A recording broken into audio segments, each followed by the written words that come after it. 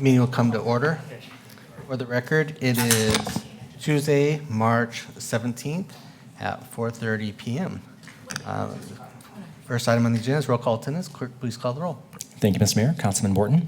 Here. Councilman Cavanagh. Here. Councilwoman Perot. Here. Councilwoman Strader. Here. Councilman Burnt. Here. Mayor Simison. Here. Item 2 is adoption of the agenda. Mr. Mayor, Councilman Burnt. I move that we adopt the agenda as published. Second. I have a motion and a second to adopt the agenda as published. Any discussion on the motion? If not, all those in favor signify by saying aye. Aye. All opposed, nay. The ayes have it. Motion is adopted. Item 3, consent agenda. Mr. Mayor, Councilman Burnt. I move that we approve the consent agenda for the mayor to sign and the clerk to attest. Second. I have a motion and a second to approve the consent agenda. Is there any discussion on the motion? If not, all those in favor signify by saying aye. Aye. Those opposed, nay. The ayes have it. There were no items moved from the consent agenda, so we will move into item 5A, action items. And with that, I will turn it over to Harper. Mr. Harper. Mr. Harper. Are you presenting on this one? Yes, sir. Okay.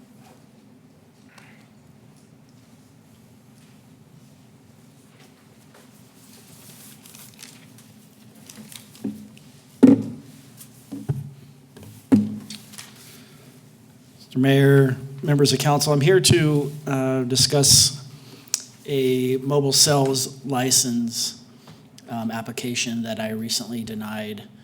I've got to be limited on what I share with you guys this evening. I think you should have received a letter, the denial letter with the details to this. But I just wanted to share that with the Meridian City Code 3-4-2, there's guidelines put in place on they're pretty clear. There's not a lot of room for discretion on what we deny these licenses for. And in this case, Mr. Ryan, who's present, I believe, I denied this mobile cells unit license based off of one of the subsections of that code. That's pretty much all I can share with y'all. Okay. Council, any questions? I got it. Thank you.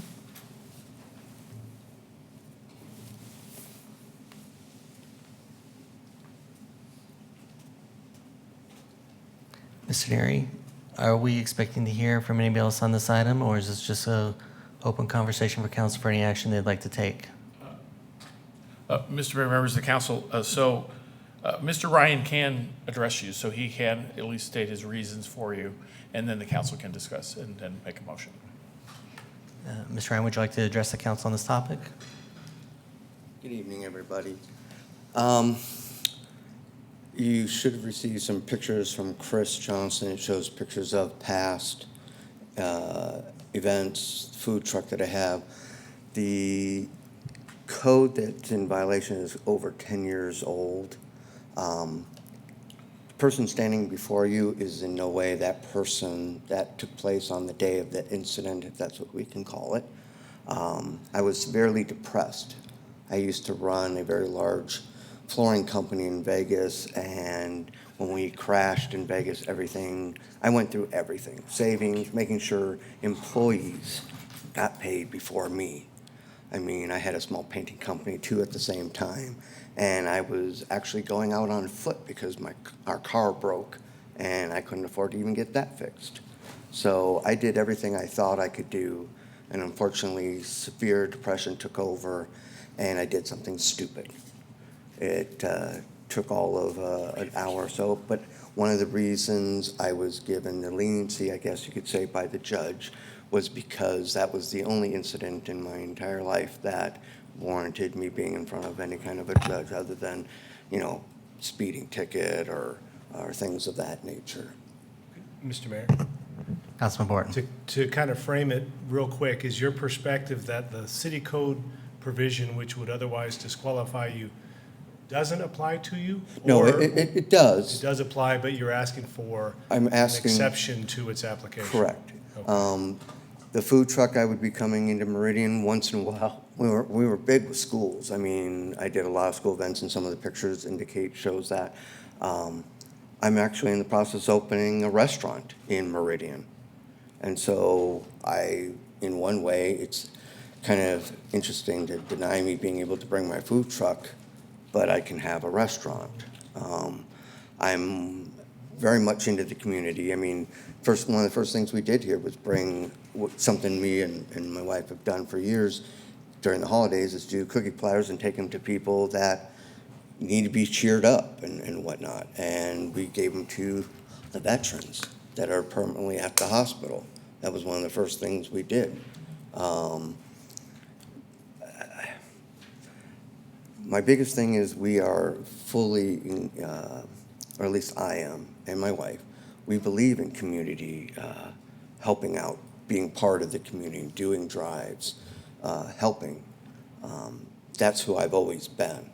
And again, that one incident, even the individual that was involved sent a letter to the judge in my behalf because first of all, I didn't even go through with it.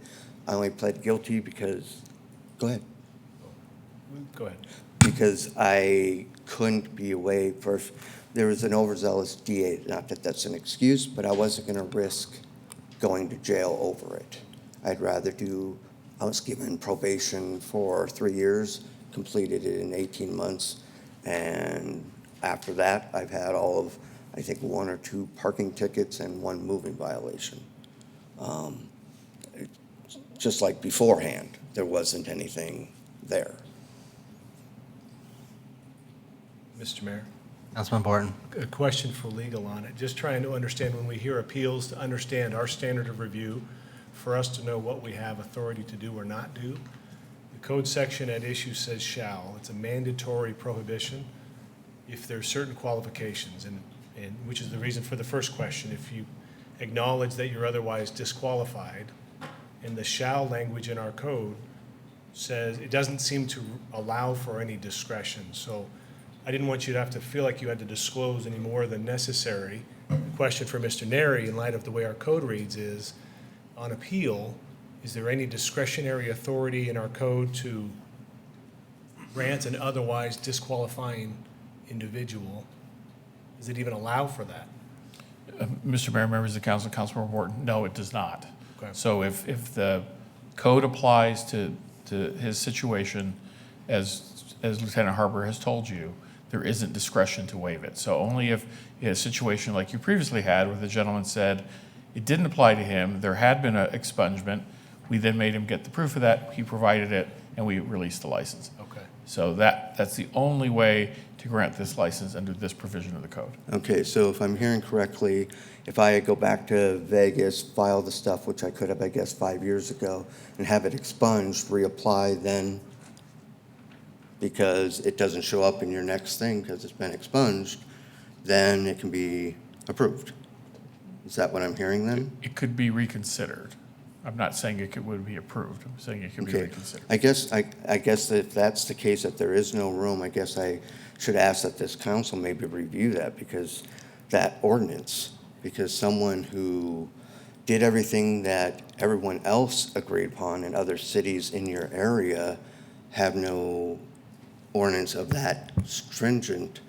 You're saying to someone, no matter what they did and everything, that they followed the rules afterward, got redemption, did everything, that they're out of luck in Meridian. Because you're saying, you know, I see myself actually as equals to you guys up there. I had one mistake that I did. I didn't even go through it. And I'm a business owner. I ran a $7 million flooring company in Vegas with 100 and some employees. When everything crashed, how many of you wouldn't have gone into depression? I'm not saying you would. I did. I got 2 painting jobs in a year for under $500. That's how bad it was in Vegas.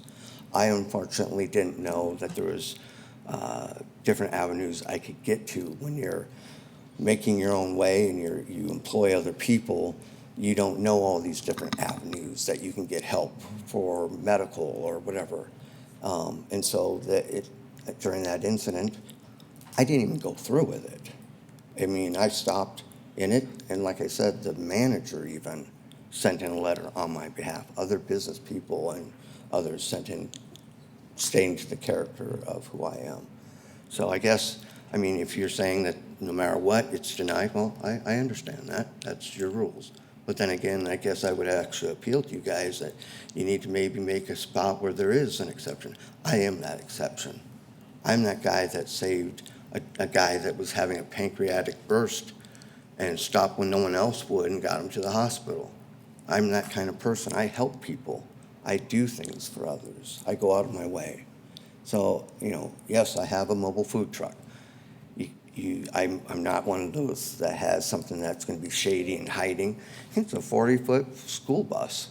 It's meant to stand out.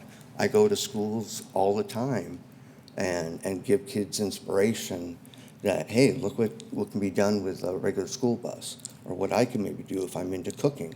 One of the pictures is a young boy who is teasing his older sister now because he got to have this experience and she didn't. So I guess the only other, yeah. Mr. Mayor? Councilman Burnt. Thank you for coming today, sir. I'm actually in the flooring business too, so I was in the flooring business during that downturn as well, and I can empathize with you for sure.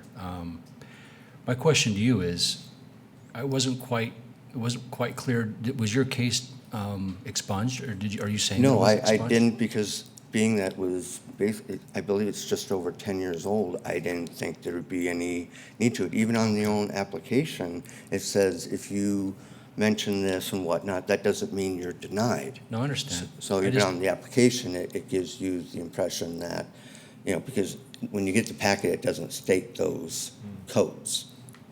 And I guess I'm working in a couple counties, several cities just here. In California, I worked in all of Northern California. And again, never an incident, never one credit card incident, nothing. Matter of fact, we made sure our system, no one could steal information out of the air. I went to the extent of paying for more expensive encrypted. So that just can't happen. I don't even get it. Mr. Mayor? You know. Councilman Burnt. I think we're bound to do what we do, unfortunately, but this is, of the presentations and the discussion that we have on I believe this is my third appeal from a citizen of Meridian or someone who's wanting to do business like yourself in the city of Meridian. And it just, you know, we've all made mistakes. There isn't, I don't want you to think that there's, you know, just because we're elected officials, that doesn't mean that we're perfect, all right? Some may, but this body doesn't, for sure. You know, Mr. Neri, maybe we need to talk about changing this ordinance going forward and changing that word from shall to may in order to give, you know, good folks who, you know, deserve a second chance to do a little business in our city. Yeah, I mean, I honestly think you should look at that. I mean, I'm going to be doing business I will. in your city. You have my, Mr. Mayor? Councilman Burnt. You have my word, I will. Pardon me? We will. I will. Going forward, but today is a different day. Sure. I apologize. Okay. Okay. Mr. Mayor, Councilman Cavanagh. question for Mr. Neri. Bill, if this, obviously, I mean, I don't think the council has much of a choice but to deny this request. My question would be for this appellant, if he were to go and get his record expunged, does he have a process to be able to bring this back before us? So, Mr. Mayor, members of council, Councilmember Cavanagh, what he would do is he'd just reapply. Okay. He would just go back through the process Okay. it's already been. And I would add one point of context that's what you have heard before. He is accurate. I mean, he does have a food truck and operates in other cities. We're the only city that actually does background checks on people that operate food trucks. So the city of Boise and the city of Nampa do not. So that's why you sometimes get these in front of you, because we're the only people that go and check and have some standards in regards to that for people that are out in our neighborhoods and communities. So that's the reason. Mr. Mayor? Councilman Cavanagh. Unless anyone has any other questions or comments, I think Harper wraps it Mr. up. Harper would like to come back up as well. Is any other council members like to, at this point in time? Okay. Mr. Ryan? Mr. Mayor, members of council, I'd just like to share and have it on the record that my interpretation of this code on the appeal portion, I told Mr. Ryan that from the way that I interpreted the language in this code, that he had the ability to come and appeal this. Obviously, I was incorrect in my interpretation of this code, but I just wanted that to be on the record that we did have a conversation prior, and that's maybe why we're here today. But just with the way it reads, it may lead others to believe that they do have the chance to actually appeal this and have it overturned. So I just wanted to share that. Thanks. Council, do I have any motion or action on this item? Mr. Mayor? Councilman Cavanagh? I move we deny the appeal for mobile sales license 20-0010. I have a motion and a second. Is there any discussion on the motion? Mr. Mayor, Councilman Borton? nothing other than to echo the comments of council. We appreciate you coming forward and making the request, and the intent of ordinances like these, we can always review. And Councilman Burt said it well, that this is a good reminder to give it a second look and see if we can capture the intent of the ordinance and perhaps provide some flexibility for unique circumstances. So I appreciate that. Thank you. Is there any further discussion on the motion? Mr. Mayor, Councilwoman Schrader? just that I echo the fellow council members' comments. It seems like in the future, we should look at this ordinance and consider making changes to it. I'm not sure what time frame that would be in, though. So it's unfortunate that we'll have to deny it today. It seems like that is what the ordinance requires for now. All right. Anything else? Is this a roll call? Yes. Okay. Clerk, call the roll. Thank you, Mr. Mayor. Borton? Aye. Cavanagh? Aye. Perot? Aye. Strader? Aye. Burnt? Aye. All ayes, the appeal is denied. Okay. Item 6A, Finance Department will be the financial audit process review. I'll turn this over to Jenny, it appears.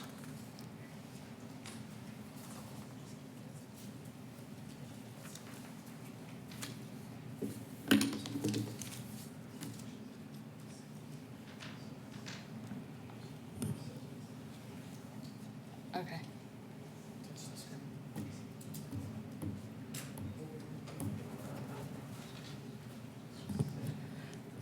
Good evening, Mr. Mayor, members of the council.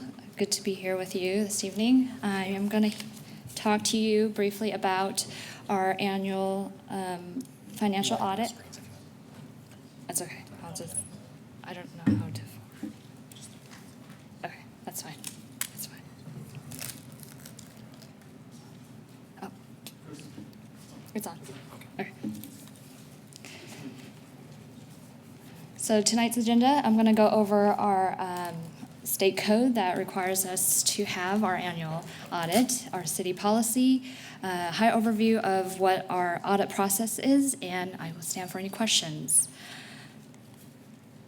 So per state statute 67-450B, individuals or local government entities are required to have an annual audit. It also requires an independent auditor who performs the audit. We also have within our city policy financial audit policy under section 1-9-3 that further defines our roles and responsibilities. Great policies. So a high-level overview of what our annual audit process is. Our accounting transactions occur throughout the year, and finance department is responsible for establishing and maintaining internal controls that will initiate, record, and process and report these transactions. At the end of the fiscal year, we in Finance Department make year-end preparations. That includes making closing entries, preparing the financial statements for our auditors in accordance with a framework called Generally Accepted Accounting Principles. Our auditors then come on site for 2 weeks. They perform 2 weeks on-site audit where they perform substantial testing, collecting and evaluating evidence to support their opinions of our financial statements. Then a review is done. This also is another 2 to 3 week process where auditors and city staff review the results of their field work and financial statements and any other information. This goes through a multi-layer level of review by the audit firm. And then an audit report is generated or received by the city. This report is on our consent agenda tonight that you've approved, and is our process that if there is any material findings that we will remove it from the consent agenda and present it to you in a department report. Since this year we have a clean audit, it is on the consent agenda and you have approved it tonight. Kevin Smith is our audit partner from I-Bailey. He unfortunately can't be here tonight, but he and his team does the on-site reviews and on-site monitoring or on-site field work. If you have any questions, he would be happy to discuss any of the audit process with you individually that he wasn't able to attend tonight. With that, I stand for any questions that you may have for me. Thank you, Jenny. Council, any questions? Mr. Mayor, Councilman Cavanagh. not a question, just a comment. Jenny, Todd, Rita, again, great job, everybody in the department. I know that this is just such a challenge when you have people come in and accommodating and providing them information in a really timely manner, and you guys' department's great. I just appreciate all you do. Great representative of our city. All right. Thank you, Jenny. Up next, item 6B, quarterly update from the Finance Department. Oh, Mr. Mayor? that's been I know that we approved on the consent, but it's listed as an action item. Is there any other further action that we need at this time? That's right, thank you. Mr. Mayor, there are no further actions needed for the audit report. If there were any findings, then we would ask for you guys to make any action items. Kevin Smith would actually be standing here presenting those material findings to you. And then they give us 30 days to respond to those findings. We would present those responses to you, but since we have a clean audit, we don't have any responses to provide to you, to council, to provide back to the audit firm. So in this case, it's a good thing. No actions needed.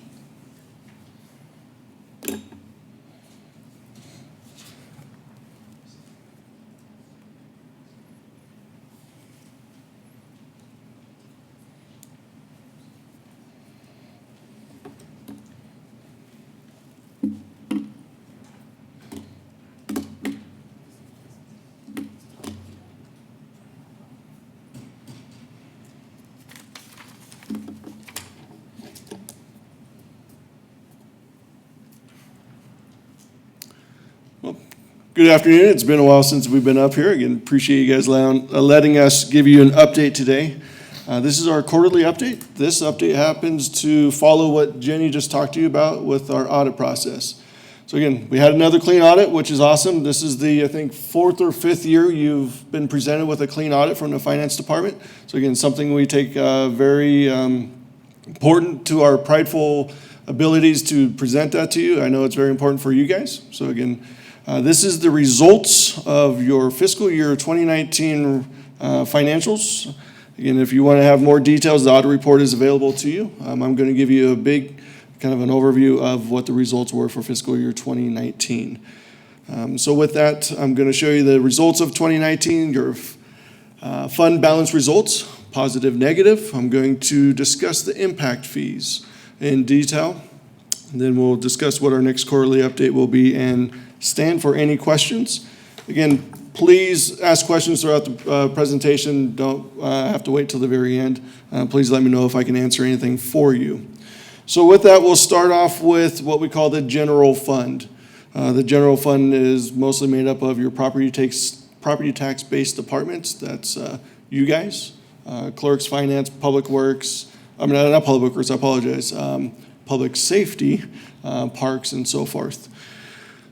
So we'll look at the revenue results first. The slides that you're going to see over the next handful of slides, all the slides that are the data in blue represents your budget. All the data in red will represent your actuals. So that's going to be utilized for the slides for the rest of this presentation. The general fund revenues. All right. We ended the year at 18% higher than budgeted overall. The largest difference between budget to actual was impact fees and other revenue. You'll hear me discuss impact fees a little bit more in detail, but that is a direct result of the phenomenal growth that we've been presented with here in the city. You are approving the development, so that is a direct result into the revenue generated for impact fees. We collect impact fees every time you approve a permit of development. So if you continue to approve development, we will collect impact fees. Again, the largest percentage is for the impact fees. Again, we will continue to monitor our approach to budgeting this. Again, it is a tough thing to do based on development and the amount of growth. But again, our goal is always be at 100% or right around there. You can see I was off by 167%. Luckily, we're on the good side of being off. Again, you guys produced more development approvals than we were expecting. So that's the general fund. Just one thing, property taxes ended up at 2%. Again, our ultimate goal is to try to be at 100%. 2% deviation on either side is acceptable to us. Property tax, you can see, is clearly the largest revenue source that we have for the general funds, and we want to always manage the property tax to the best of our ability, since it makes up the largest portion of our revenue stream for the general fund. So those are revenues for the general fund. We'll now talk about the expenses. We report expenses to you guys in three major categories: personnel, operating, and capital. So we will first talk about personnel. The general fund finished the year at 90% of budget. So that means we spent 90% of the monies that we presented to you last June. Our largest deviation on this one was community development. We did leave about 31% on the table for them, or $1.1 million. And I think, again, you probably know that this is from their staffing transition. As we deployed the new department, staffing was not met 100%, so we had some vacancies. So that's why we left money on the table, because we weren't able to fulfill all the staffing vacancies during fiscal year 19. We made up the difference in our operating expense, which we will see on the next slide. We just outsourced those needs as opposed to hiring the staff. Fiscal 20, you should see a difference of closer to 100% on staffing, as we've been able to fulfill those vacancies for the fiscal year. Mr. Mayor, Councilman Borton. quick question on that point. Would it be fair to say to each of these groupings that difference is due solely to approved positions which aren't filled? I mean, is there any other reason why there'd be that delta? Councilman Borton, you're 100% correct. Most of the differences are because of staffing. We never have 100%, well, let me rephrase that. Not all departments have 100% staffing. There are a few departments that always maintain a 100% staffing, legal department. So again, yes, some departments can, but you're 100%, Joe. Thank you. And if I could just, it could also be not just vacancies. You hire someone else, they come in at a different dollar figure than what was budgeted, which is, especially when you have a higher level, that would typically happen. Good questions, thanks. So that makes up personnel. Again, keeping the same pattern or the same design of our graphs.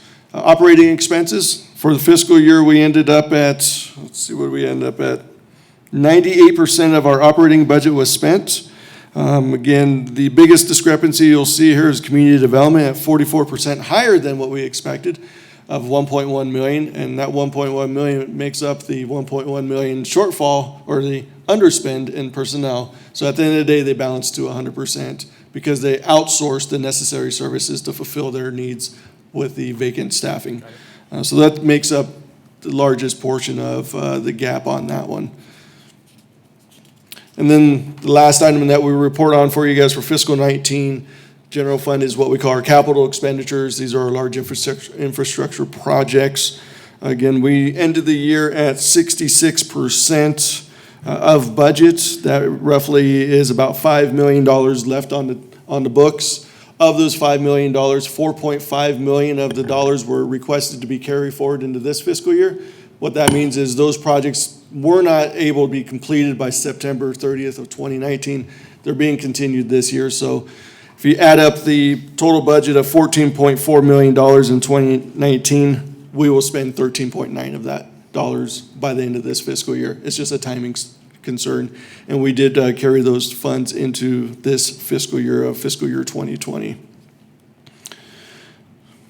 So in summary, the general fund, again, finished the year with the budgets on the blue side and the actuals on the revenue. We always want to see, again, it's a good problem to have.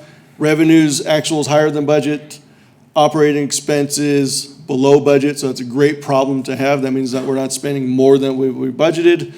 But these are the results for your four major groups that I just reported to you in summary. And again, those are the general fund dollars for 2019 results.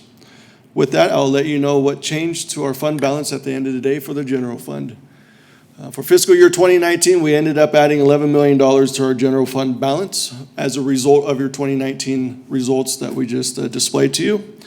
We do have various components of the general fund, and these are the contributing factors or the contributing sub-funds of the general fund and how they contributed or not contributed to the overall $11 million addition to your general fund. Again, impact fees I'll discuss a little bit more in detail, but you can see the numbers on the screen. I'm happy to provide these data or this slide in more detail. It is in your audit report, so if you want to see these details in your audit report, they are there as well. Let's see.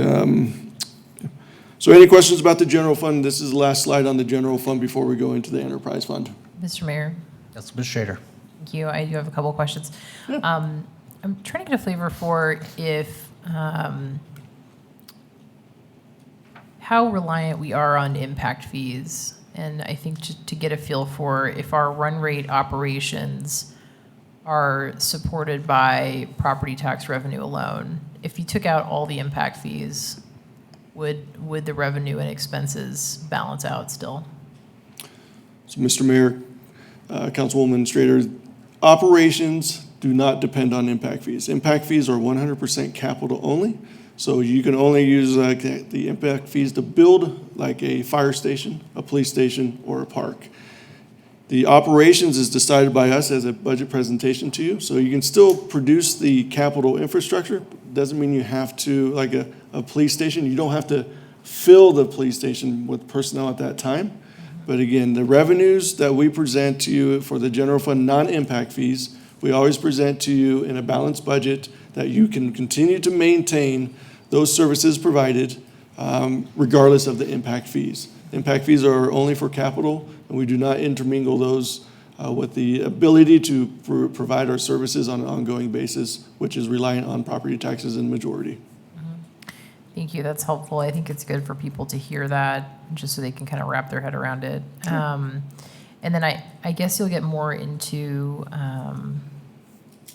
maybe is this where the committed funds are that we have talked about previously?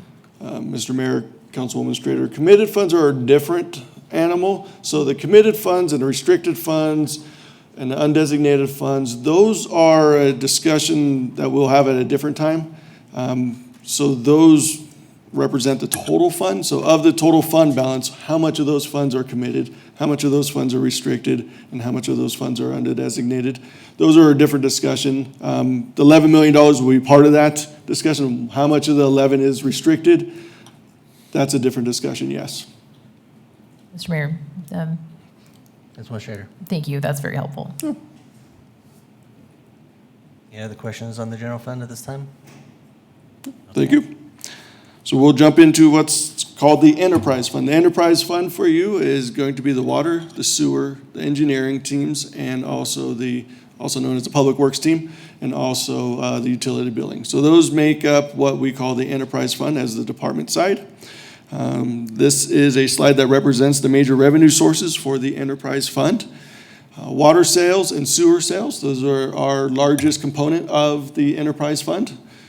With this, you can kind of see that the total year was 28% higher than what we budgeted, with our largest deviation or variances in our assessment revenues. Assessment revenues are directly impacted by growth. So as you approve permits, we get assessments based on those permits because we need those permits to tap into our water system. So we assess or apply an assessment to them. Again, just like the impact fees, we make estimates on what we think you're going to approve for the year in permits. You exceeded our estimations. Again, we will continue to monitor and tweak our estimations every fiscal year for you guys. The water sales and sewer sales, again, we always shoot for 100%, right around there. We ended 19 pretty close. Just like the property taxes, but the growth ones are a little bit more difficult to hit at 100%. We did err on the good side. You did generate more revenues than we budgeted, so that's a good thing to do on the revenue side of life. But again, our goal is to get closer to 100% for all of our revenue and expense projections. Just like the general fund, we'll go expenses, personnel, operating, and then capital, just for your review. For the fiscal year 2019, Enterprise Fund ended the year spending 89% of their total personnel budget. Their largest variance fell in the Public Works Department at 13%, or about $500,000 in left dollars. That's due to, like what Robert and we spoke about earlier, vacancies, hiring changes, and things like that. All other departments had a closer to 100% than the Public Works did. The operating expense ended the year at 84%. Again, the largest deviation on this one is our Public Works Department, leaving 47% they spent 62% of their budget on, of their operating. Of the $450,000 left on the table, they asked us to carry $315,000 for ongoing professional service projects that they were not able to complete for fiscal 19. So if you add up the 2 years, they'll spend all but about $125,000 of the total budget requested for the enterprise fund. Mr. Mayor. Councilwoman Pro. Todd, I have a quick question back on the revenues. There was a section called Other Revenues. Did you go over where those funds come from? Other revenues are, the biggest gap here is going to be mostly from interest. So we estimated interest earnings from our investment accounts to be much lower than what happened. So that's what the majority of that represents. Excellent, thank you. Yep. Mr. Mayor, Councilwoman Schrader. I have a quick question. It may not be totally on this exact topic. So we have an income statement. Do we also receive a balance sheet as well for the city in terms of, I guess what I'm getting at is I'm just curious with our fund balance, what we invest that in. Sure. Mr. Mayor, Councilwoman Strader, you do receive a balance sheet, a cash flow statement. All major financials are presented in your audit report following the guidelines by our auditor and GASB and GAAP recommendations. So we meet all the qualifications. So all data is submitted to you via audit report. Mr. Mayor? Councilman Schrader. Just a follow-up question was, what do we invest our general fund balance in? And do we invest it in, treasury bills?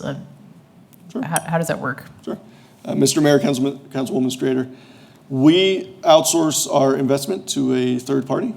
They follow the state of Idaho's investment policies, so we are bound by strict guidelines of what we can put our money into.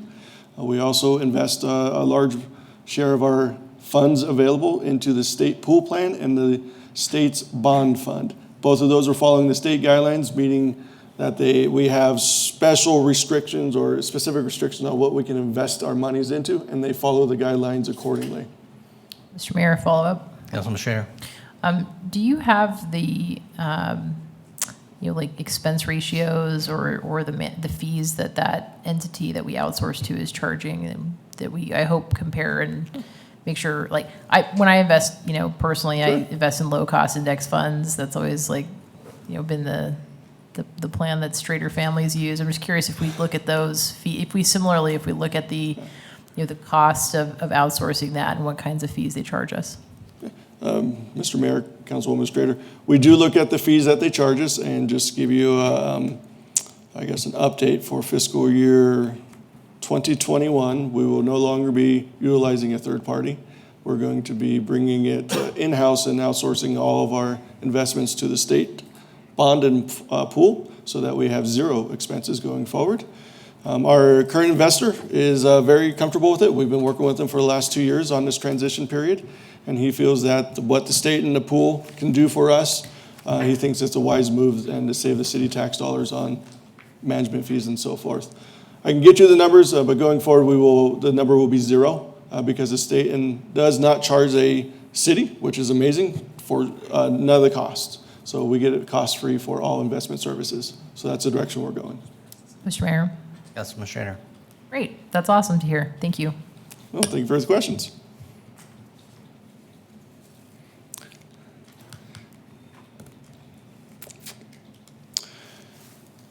So we left off on operating expenses for the enterprise fund, so we'll move on to the capital expenses. Capital for enterprise fund, they spent 65% of their total budget. As you know, there's a few major projects going on over at the treatment plant.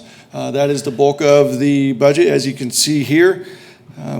Of the dollars that they left, quote unquote, on the table, they'll be requesting $10 million of the $11 million they left on the table. So over the 2 fiscal years, they'll spend 31 of the $32 million that they requested from you last fiscal year.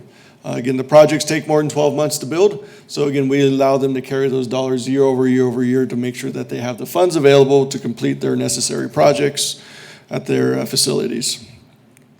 So in summary, the general fund, the enterprise fund revenue, you can see ended of the year at 28%, which I mentioned, 89% personnel, 84 operating, and 65 capital. Again, as you look at this, we always want to see the actual higher than the budget on revenue, and we want to see the actual lower than budget on operating, which they succeeded with. Again, a great problem to have. If we ever have more expenditures than budget, then we'll have a different conversation. But luckily, this fiscal year, we did not have that. So with the revenues minus the expenses, what did that do for the enterprise fund? Enterprise fund increased their total fund balance by $9.2 million. Within the enterprise fund, we have 4 kind of major functions that we track, and this is how they contributed to the overall impact of the $9.2 million for the enterprise fund. The question was, what about restricted, committed, and designated? We treat this fund the same way we do with the general fund. We'll have committed funds, undesignated funds, restricted funds if we needed to an extent. Again, we don't have to follow the same rules as general fund, but again, we do commit these funds to projects to answer the question by Ms. Strader earlier. So that is the 2019 fiscal results for you, for the city of Meridian. Again, it takes a team to do this. Again, you started the budget for the citizen, or for the city. The city staff executed the budget accordingly. These are the results. I need to extend a thank you to the mayor, to council, to all your city staff members who adhered to the budget, who met the budget, who followed the audit. Again, a clean audit is not done by the finance department or Eide Bailey. It's done by all 525 employees. So again, it's a team, it's a village that makes this successful. So again, I just want to say thanks to the mayor, council members, and everybody for what they did to make our financials positive and to make the audit report a clean audit for you for fiscal 19. Our goal is to continue that trend for fiscal 20. So again, that's your fiscal 19 results. Any questions about that before I move on to the impact fund. Council, any questions? All right, let's Cool. keep going. Appreciate it. So impact fees.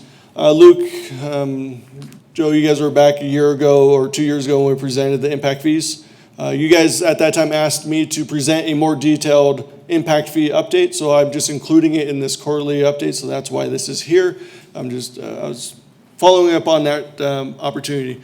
So I guess to meet your request, Joe, here's the deal on this.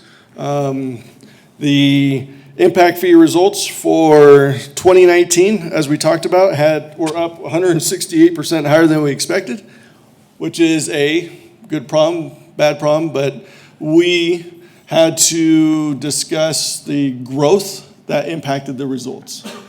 So growth is what outpaced all of our results. We do a projection every year on what we believe the revenue is going to be, but in this case, you guys outpaced our projections over with almost record-breaking permit numbers, the second highest we've ever had in 15 years. So we weren't budgeting on record-breaking numbers. We are a little bit more conservative than that. But again, that's the results here. You can see each department accordingly. Those are the revenues. These are the expenses for your impact fees, fire, parks, and police. For the operating, these expenses were associated to the impact fee study that we did and finished in 2019. I think the total budget for this was about 57 grand. Your capital expenditures versus budget is represented here. Fire department's the largest budget, that's Station 6. As you know, we have now officially opened Station 6, so those dollars have been expended since September 30th when this fiscal year closed. So that line will be closer to even when we report to you next year on that. Let's see, so impact fee fund summary, you have your total revenues, you have your total expenditures, just like we did with the other two enterprise fund and general fund reports. So now the question is, what did the final result look like when you take all the revenues minus the expenditures? We added $2.8 million into the impact fee fund balance. These dollars will be used for future projects which were identified in the impact fee study, which was approved in 2018, 2019. We have three departments that contribute, and you can see how they contributed accordingly. Again, all these dollars are part of a 10-year project, so these dollars will be spent over the next 10 years when the projects come due. So again, we propose the collection of monies to be spent. We have to do a pay as you go or save before you spend kind of mentality. So we collect it, spend it, collect it, spend it. And with that, those are the results of the fiscal year 2019 impact fee results. If you have any questions, I'll go into what we're currently providing you for fiscal 20. Mr. Mayor? Councilman Cavanagh. Todd, I know last year when we increased the impact fees, there was some discussion about when those fees would be reevaluated. Has there been any discussion at the impact fee committee about when they would want to bring that back? I know we discussed, or at least I discussed at one point, taking into account CPI and bringing it back on an annual or a biannual basis. Just curious if there's been any conversation at the impact fee level around that. Mr. Mayor, Councilman Cavanagh, the impact fees committee has not discussed a current timeline. Again, we proposed every 3 to 4 years. I have talked to Robert about this, and we're proposing to possibly have this done in 2021's budget as a proposal. Again, we're still discussing that, but again, we could present it to you as soon as 2021. Great. Again, discussions to be had. Okay, Yep. thank you.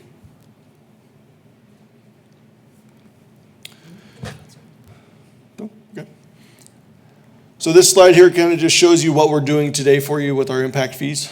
As presented to you in the budget process, Parks Department's going to work on Discovery Park. Fire Department is going to finish up Fire Station 6, which you know has been opened. Police Department has 3 projects, the Northwest Precinct, PD expansion, and the Public Safety Training Center. So we have these projects that we're using impact fees for. Do note that there's no operations in any of these dollars. These are all infrastructure projects only. The general fund must pay for any operations associated to these infrastructure projects. So as a recap, what have we discussed today? We discussed the 2019 actual financial results, which were presented to you also in the audit report via consent. We presented to you the positive changes to the fund balance, and to meet our requests for impact fees in more detail, we did present those as well. Our next quarterly meeting, which will be in May, we will provide you the following items in our discussion: population, kind of a demographic update. This will all help you with your 2019 budget development process, permit sales, projections, water usage, and contract information. Again, these data points will hopefully help in decision-making for the fiscal 2021 budget development. And with that, you can stand for any questions for this presentation. Thank you, Todd. Council, any further questions? Mr. Mayor, Councilman Burnt. comment real quick. Todd, you're a modest leader. You have a great team, and I know that it takes everyone to band together to have success, but at the end of the day, leadership, starts it. And so you and your leadership team are fantastic. You guys do a great job. These results are not surprising. It's happened every year since I've been on council, so I appreciate everything that you and your team does to keep us on the right path. Appreciate the good word. Again, it's the team that makes this happen, but I I get it. appreciate it. Thank you, Todd. Thank you. Item 6C, Community Development, 2020 Roadway Intersection Community Program Priorities. Mr. Hood. Thank you, Mr. Mayor, members of the council. Mr. Mayor, you were not here last week, but I am going to do just a quick overview. But where we left last week was basically it's back in council in your court to review a draft letter and forward on to ACHD our list of roadway intersection and community programs priorities. So last week, I briefly ran everybody through the map that's on your screen now. We did talk about some of the priorities, some of the corridors.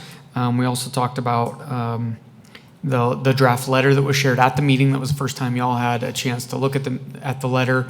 I did update that letter and sent that off to council yesterday. I have since followed up with Councilman Hoagland he had a couple of turn lane and intersection requests that he had last week, and I just touched base with him and I said, hey, kind of intentionally left your things out of the letter, and I'll just plan on touching base with ACHD staff on that. He seemed okay with that. In fact, he sent me an email saying I'm fine with that approach. I also heard from Councilman Cavanagh. I think this was just after last week's meeting on the draft letter and the list of priorities. He's right there, but essentially what I recall that email saying was he's okay with the priority lists, may have some changes for the letter. So that was a very quick update. Again, the ball is largely in your court. I'll do whatever you need. I do have the list of projects. If you want to look at the spreadsheet, I didn't hear anything from anybody else, so I haven't made any other changes other than the update to essentially added one paragraph to the letter that I sent out yesterday to reflect the partnership kind of commitment on Linder Road. So other than that, things are largely the same as they were a week ago, and I stand at the ready to make any changes as directed. So. Council, I would say I reviewed the letter. I wasn't here.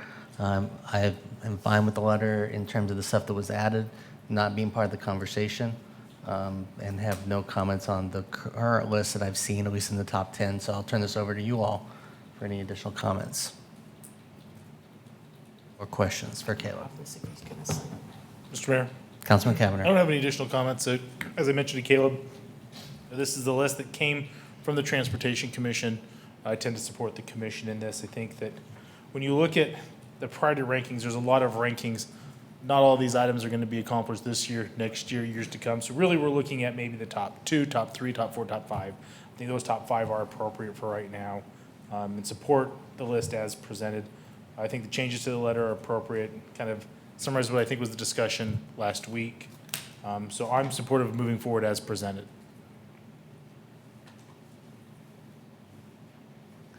Are there any further comments or questions? Mr. Mayor? Councilwoman Schrader. I think I'm on the same page with everybody else. It seems like this is a good prioritization. I am still struggling a little bit with McMillan and just hate the answer, but I think I'm going to have to live with it for a couple of years is kind of the conclusion.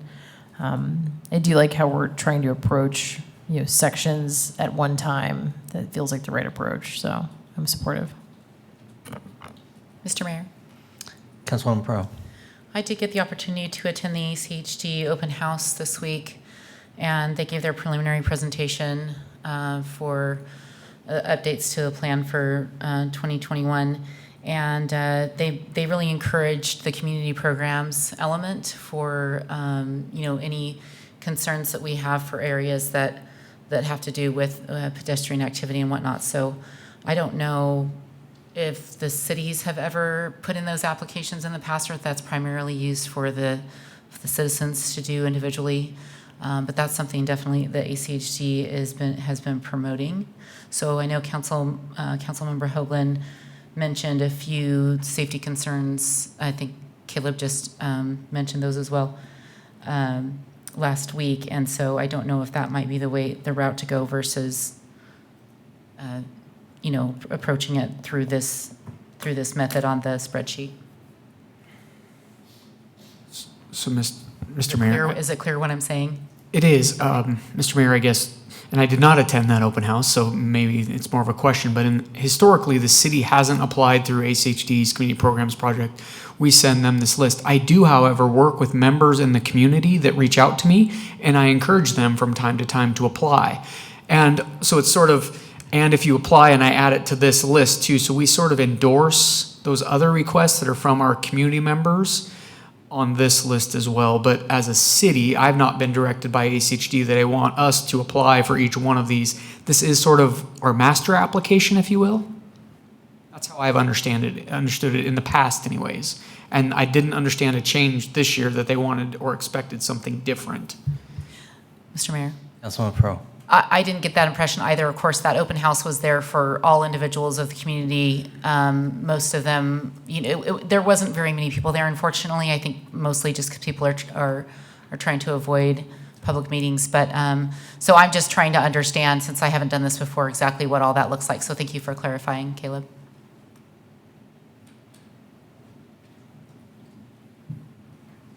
Council, any further questions or comments? If not, do I have any motion? Mr. Mayor. Sorry, were you saying something? Mr. Mayor, I'm happy to make a motion. Councilman Cavanagh. Mr. Mayor, I move that we approve the Community Development 2020 roadway intersection and community program priorities as presented, and to authorize the mayor to send the drafted letter to the ACHD Commission President. I have a motion, a second. Do I have any discussion on the motion? If not, all those in favor, signify by saying aye. Aye. Aye. Opposed, nay. The ayes have it. We will send that letter. Thank you. Item 6D. Turn this back over to Caleb from our Community Development Department. Thank you, Mr. Mayor. The budget amendment before you is for professional services. This is one of the high priority, in fact, it's the high priority project that was identified by you through the community, through the comprehensive plan. So with these funds, we would hire a contractor to really essentially do two main tasks. One is develop technical changes to city code for our open space and amenity requirements that we would require with development. To do that task, they would facilitate a work group. So we have a list. I met with the mayor 3 weeks ago, something like that, and we kind of went through a list of potential folks to serve, and we've got 14 people identified. The council president is identified to serve kind of as a liaison person, kind of being involved, but this budget amendment would facilitate a discussion with members of our community that have showed interest in what our standards are, whether it's 10 or 12 or 15 or 20% open space, tot lots, amenities, scoring, ranking. There's a lot of different ideas out there. So this person would be facilitating meetings So that's one task. And then again, taking what they hear and their working knowledge of what other communities do, what works well, what doesn't work well, and what should work for Meridian, and crafting that into underline and strike through for our code that we would adopt. So unfortunately, with kind of where we're at in the state of the world, we'd put a little bit of pause on bringing that 14-member work group together, but there still are some technical things we can get going, so we can kind of do some of the background information, do some of the code research. This person can kind of be prepared for when they facilitate those meetings. We envision 4 in-person meetings with these funds, and then development of those codes. So that's what the budget amendment is for a referee to help us develop open space and amenity standards for our city. Thank you, Caleb. Counselor, are there any questions for Caleb? Okay, do I have a motion? Mr. Mayor? Councilman Borton. Just whether it's a question or comment or request, as to the last part, in light of the current environment, if conference call, get-togethers and discussions can be done in lieu of waiting, that would be preferred, because the group gathering might be well into the summer before it starts. And then framing the ask of the consultant, is it determined that the ask is how to expand and improve open space and amenities, or is it whether to? We skipped that question, and now they're being tasked with crafting the manner in which there will be changes, or are they still going to have that primary discussion of, do we think as a collective group there are changes to be made? So, Mr. Mayor, I made a note on the first request that if we could do e-meetings or some other way to facilitate some of that, at least maybe the first meeting is done that way. I think we're going to need to probably sit around a table for it to really be productive, but maybe the first or even first couple, maybe we can do that electronically. Your question on the second one, to me, it hasn't been a question. And we need to change our standards. I guess up or down, I don't know, but what we have now doesn't seem to be working. So that's really the question posed, is we seem to be somewhat broken in our open space and amenities. Help us fix it. Don't know that it needs to be an increase of open space. Everyone seems to go, I haven't heard anybody say, well, I shouldn't say that. Not a lot of people say, let's go the other way in open space, but it could be a combination. What qualifies as open space? Now, maybe you don't change the percentage, maybe it's still 10, but you say, hey, you don't get to count landscape buffers on highways anymore as your open space. So it's sort of a blank slate, but we said, here are the sections we need you to look at, and we don't think it's not right for our community. Got it. So help us figure out what's right for our community. Mr. Mayor, Councilwoman Pro. if I may answer Councilman Borton's question to a degree. I think a lot of this, as I started working on this and chatting with Caleb about this, I asked that same question. How did this originate? How did we get here that we were having this conversation and looking at hiring a consultant? And it's my understanding that a lot of this came from the public through the responses that were received as part of the comprehensive plan, different town halls that have happened. It's been just a conglomerate of the last 2 or 3 years of people asking that question. What's the city doing with their open space? What does it mean? And then of course, we've had the development community very interested in wanting to know what our expectations are each time an application is submitted, of course. So that's my understanding, that it finally just came to a point where we had so many questions, so much interest in people wanting to know over the last few years, and especially during the compound plus process, that's how this came to be. Thank you.